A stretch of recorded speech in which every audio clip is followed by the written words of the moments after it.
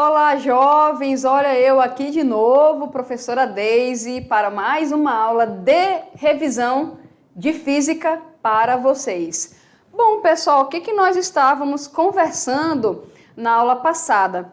Eu estava falando para vocês de mecânica quântica, então a gente estava estudando a parte inicial e as observações que deram pontapé inicial para essa nova era da física. Bom, o que eu falei para vocês? Que lá na física clássica, lá antes do século XX, né? O pessoal falou, olha, já foi tudo estudado, não tem mais nada para ser descoberto em física, então vamos aí viver e ser feliz e pegar a física clássica e explicar tudo, ok? Até fiquei emocionada aqui, né? Mas aí o que aconteceu? Começaram-se a fazer algumas observações.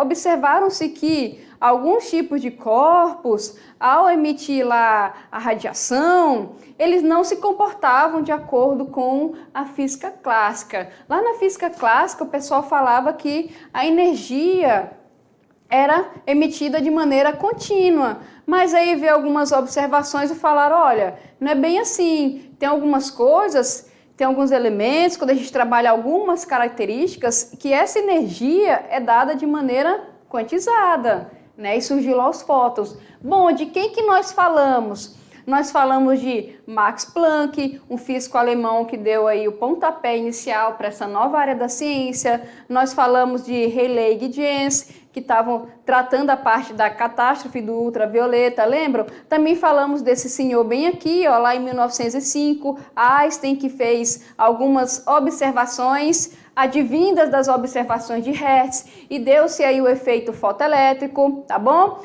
Vamos ler um pouquinho, pessoal, olha só.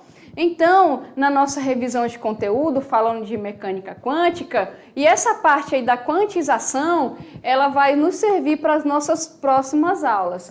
Então, o surgimento da mecânica quântica ou física quântica se deu-se lá no início do século XX, e um dos principais nomes é Max Planck, como está escrito aqui, olha só, Max Planck, ok? Em 1900, ele falou lá que a energia, né, a energia lá, ela estava relacionada com a constante de Planck e também com a frequência da luz incidente, ok? Então, a energia lá do elemento, da radiação, está relacionada com essa equação e nós podemos ver que essa frequência aqui da luz incidente é diretamente proporcional a essa energia bem aqui, ok? E ele também trabalhou o conceito, né, gente, de corpo negro, que seria o quê? Um corpo com cavidade, que é um corpo ideal, que quando você emitia toda a radiação aqui, ó, o que acontecia?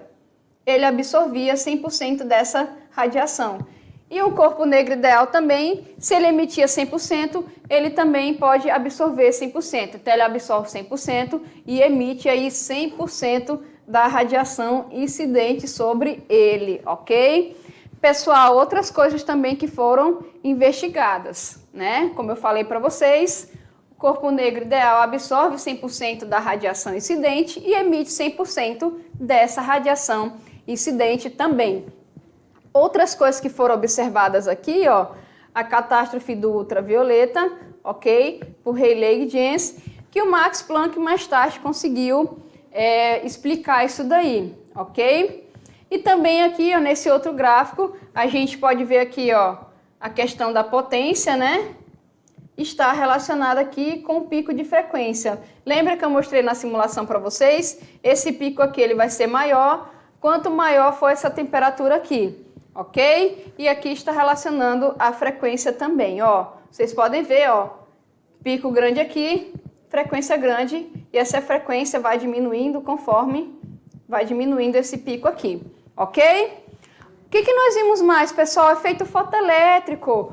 Né? O que o Einstein falou? Olha só, se eu aumentar a intensidade de luz, eu vou aumentar o número de elétrons para eu poder observar. Se eu aumentar a frequência dessa intensidade luminosa, eu vou estar aumentando a velocidade desses elétrons. Então, ele começou a perceber aqui que se eu emitisse radiação eletromagnética, nesse caso aqui, feixes de luz em placas metálicas, numa certa frequência aí, para os materiais, eu ia ter a emissão de elétrons. E aqui a gente tem a placa coletora aí para fazer isso, ok? Olha ali nossa simulação.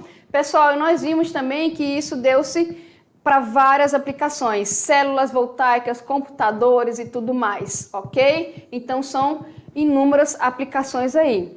Pessoal, olha só, fiquem comigo que na próxima aula tem atividade de sala, tá bom? Tchau, tchau!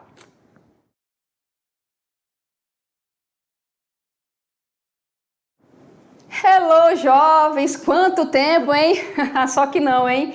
O que nós vamos fazer nessa aula que eu falei para vocês? Bom, a gente estava falando aí de mecânica quântica, física quântica, que se deu-se lá no início do século XX, mediante a observação de alguns fenômenos, quando a gente trabalhava com radiação eletromagnética, certo? Aí nós vimos aí os principais nomes. Max Planck foi um desses nomes, Rayleigh-Jeans, também Wien, ok? E também Einstein, né? Lá com efeito fotoelétrico também, que rendeu aí alguns prêmios, ok? Então agora, pessoal, a gente vai fazer atividade, vai fazer umas questões teóricas para poder identificar de que maneira é aplicada a teoria que a gente estava estudando, ok? Vamos lá, olha só. A atividade de sala, onde a gente vai tirar as nossas dúvidas, resolvendo questões. E para começar, temos aqui uma facinha, mamão com açúcar, ok? Melzinho na chupeta e está escrito o seguinte: quem é conhecido como pai da mecânica quântica? Pessoal, quem foi lá um dos primeiros que eu falei para vocês, que lá no início do século XX, lá em 1900, ele começou a fazer investigação e ele tem até uma equação com o nome dele, né? Que equação é essa? Essa equação fala que a energia é a constante dele vezes a frequência dessa onda. Quem é ele, pessoal? Físico alemão Max Planck, ok? Então vamos ficar com a letra D. Ele é conhecido como o pai da mecânica quântica. Essa foi facinha, né, pessoal? Então aqui, ó, só para a gente ver, constante de Planck e velocidade. Velocidade seria a frequência dessa onda emitida e a velocidade está relacionada com frequência e o tamanho da onda, ok? Deixa eu trocar a cor da minha canetinha. Não, colocar um vermelho, esse aqui. Pronto. Vamos ver mais uma, pessoal? Olha só lembrando aqui, esses outros nomes aqui, todos estão relacionados à mecânica quântica, tá, pessoal? Aqui, ó, o Wien, a gente viu durante a aula, Rayleigh e Jeans também, certo? Está relacionado. Kelvin, Einstein, ok? Mas aqui ele pediu o pai, né? Um dos primeiros nomes que se deu aqui início, então a gente fica com a letra D, com Planck, tá bom? Fechou?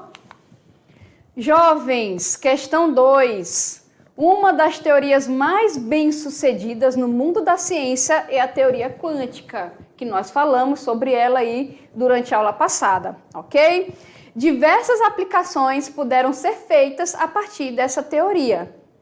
Uma dessas aplicações é na tecnologia envolvida na produção de...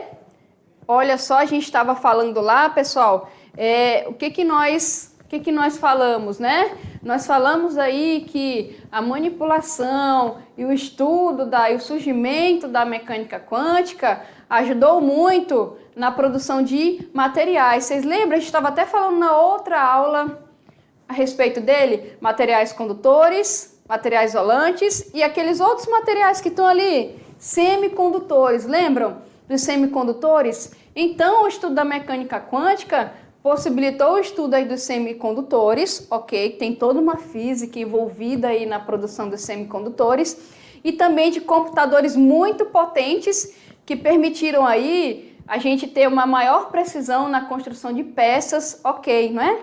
Vamos lá, pessoal. Qual das letras a gente vai ficar então? A gente tem máquinas térmicas e laser. Máquinas térmicas foi lá bem antes, né? Foi lá na termodinâmica. Motos e carros também, foi bem antes aí com o desenvolvimento da termodinâmica, dos motores, barcos e aviões também, não é, pessoal? Bem antes. naves espaciais e satélites bem depois, né? Então a gente vai ficar o quê? Com letra B, nós falamos isso na aula. Semicondutores e computadores superpotentes, certo? E também, né, gente, pelo efeito fotoelétrico, as células fotoelétricas e fotovoltaicas também são aplicações advindas do efeito fotoelétrico, ok? Mas aqui ele pediu, olha só, na teoria geral. Então, quando ele pede aqui aplicações bem-sucedidas da teoria quântica, a gente pode ficar com semicondutores e computadores, ok? E os outros a gente pode fazer por eliminação, tá? É só você lembrar. Teoria quântica, século 20, 1900. Se a gente for ver aqui, ó, barcos e aviões já tinham. Isso aqui, investigação de espaço, né? Foi bem depois. Isso aqui também, de certa forma, carro já tinha. Então, é a gente se focar aqui na questão da teoria quântica, ok? Bom, continuando, pessoal, olha só. Esse desenho aqui eu acho que vocês vão lembrar, né? Esse desenho aqui a gente viu ele em aula. Deixa eu só apagar, ficou parecendo uma ameba, né? Peraí. Apaguei, pronto. Canetinha de volta. Bom, questão 3. O que que fala a questão 3? A questão 3 fala do efeito fotoelétrico, ok? O efeito fotoelétrico consiste na emissão de elétrons em materiais, geralmente metálicos, ao se incidir radiação eletromagnética sobre eles. Ok? O que que nós falamos, pessoal? Efeito fotoelétrico. Lembra que a gente viu lá na nossa maquinazinha? Deixa eu voltar aqui rapidinho o slide, para que vocês possam ver. Deixa eu ver se eu acerto o slide aqui. Ó, pronto. Olha só. Lembra aqui do nosso efeito fotoelétrico? Eu tenho aqui a radiação. Deixa eu apagar aqui rapidinho. Eu tenho aqui, ó, a radiação, como vocês podem ver, ó, a radiação eletromagnética, no caso aqui feixe de luz, ok? E aqui nós fizemos alguma relação. No que se consistia o efeito? Olha, eu vou emitir radiação eletromagnética sobre uma placa metálica aqui, pode ser cobalto, por exemplo, ok? Eu vou emitir luz aqui, vai ter uma absorção de energia, o elétron vai absorver energia aqui e vai ser ejetado dessa placa, ok? O que que nós vimos? Primeiro, a quantidade, pessoal, olha aqui, ó. A quantidade aí de elétrons para serem observados vai depender o quê? Da intensidade da luz, ok? Agora, a velocidade com que esses elétrons saíam da placa depende de quem? Da frequência dessa luz aí, certo? Então, quanto maior a frequência da luz incidida, maior vai ser a velocidade com que esses elétrons vão sair da placa. Por quê? Porque eles vão absorver muita energia. Então, eles vão sair rapidinho, certo? E isso foi observado pelo aparato que fica ali de observação. Entendido isso? Vamos continuar, olha só. Então, tá ali, ó, como vocês podem observar, feixe de luz, que é radiação eletromagnética, é incidida aqui na placa emissora, que é feita com um certo tipo de material. Os elétrons aí, que são as nossas partículas, elas vão absorver essa energia e vão ser ejetados dessa placa, ok? E a placa coletora vai fazer a observação de velocidade e quantidade. A quantidade dessas partículas está relacionada com a intensidade luminosa. Agora, a velocidade dessas partículas está relacionada com a frequência dessa radiação incidente. Entendido isso, pessoal? Olha aqui, ó, tá aqui a nossa radiação, nossas ondinhas, emitiu aqui, absorveu, olha só, o meu elétron sai da placa. Entendido? Bom, de acordo com o que a gente relembrou aqui, vamos ver o que a nossa questão está pedindo. Olha só. O que ele está dizendo aqui? A velocidade dos elétrons arrancados das placas metálicas depende... De que depende? Vamos lá. Depende da espessura da placa? Não, né, pessoal? Não depende da espessura da placa. Essa placa, ela é feita com um certo material, certo? E esse certo material, matéria, tem os elétrons lá, aqueles elétrons livres, as carguinhas aqui. eu vou emitir luz e esses elétrons vão sair, ok? O que nós vimos também? Temperatura da placa, também não falamos da temperatura dessa placa, certo? Tipo de metal, aqui o metal a gente botou aqui, por exemplo, o cobalto, que ele foi um material que foi observado, ok? O que nós falamos do material? Que dependendo da frequência ali, a gente tem uma frequência que o fenômeno ocorre ou o fenômeno não ocorre, certo? Deixa eu ver se eu acho essa frequência aqui.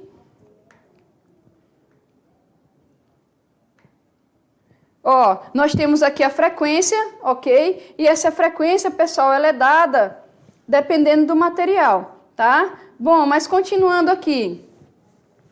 Intensidade da luz, o que eu falei da intensidade da luz? A intensidade da luz vai interferir na quantidade de elétrons que são observados. Então, se eu aumentar essa intensidade, eu vou estar aumentando o número de elétrons aqui que são ejetados. Quem sobrou aqui, pessoal, que eu tinha falado para vocês que é crucial na velocidade com que esses elétrons saem dessa placa? A frequência da luz, não é? É a frequência da luz, essa frequência que determina a velocidade com que os elétrons vão sair da placa. E nós vimos aí que essa velocidade é diretamente proporcional a essa frequência, não foi? Ou seja, se você aumenta a frequência dessa luz emitida, eu vou ter uma maior absorção de energia e os elétrons vão sair da placa ali com maior velocidade, ok? Se eu aumentar tanto a intensidade da luz quanto a frequência, o que vai acontecer? Eu vou ter absorção de energia devido ao aumento da intensidade, a quantidade de partículas ejetadas vão ser maior e devido ao aumento da frequência dessa radiação, a velocidade dessas partículas que vai ser o quê? Maior. Entendido isso, pessoal? Ficou claro, né? Bacana. Vamos continuar? E aqui, vamos ver, para fechar, nós temos uma questãozinha do Enem, ok? Para a gente fechar aqui. Bom, vamos ver do que se trata essa questão. Vamos ler aqui com bastante cuidado e ver o que nós podemos fazer. Bom, a telefonia móvel no Brasil opera com celulares cuja a potência média da radiação é cerca de 0,6 watts ou watts, tá bom? Ok? Por recomendação da ANSI, IE aqui, que é uma sigla, que eu não vou falar tudo porque é grande, tá bom? Foram estipulados limites para exposição humana à radiação emitida por esses aparelhos, ok? Para o atendimento dessa recomendação, valem os conselhos. Vamos ver que conselhos nós temos aqui. Pessoal, olha só, esses conselhos, eles são devidos a algo chamado de poluição eletromagnética, tá? A poluição eletromagnética, a gente vai ter uma aula lá na unidade 2 para falar de tipos de poluição, e essa poluição está relacionada justamente à radiação eletromagnética, tá? Se você digitar lá no Google espectro eletromagnético, você vai ver todas as ondas que estão compreendidas no espectro eletromagnético, ok? Então, nós estamos expostos a esse tipo de onda o tempo todo, tá bom? Então, tem a chamada aí poluição eletromagnética. E a gente tem alguns aparelhos que os fabricantes e também as agências de segurança fazem recomendações para o uso. Vamos ver alguma dessas recomendações? Olha só. Então, eu tenho ali segurar o aparelho a uma pequena distância do ouvido, usar fones de ouvido para as chamadas de voz e utilizar o aparelho no modo viva voz ou com dispositivos Bluetooth, ou seja, nunca apregue o celular no seu ouvido por muito tempo, né? Além de esquentar, aí faz mal, ok?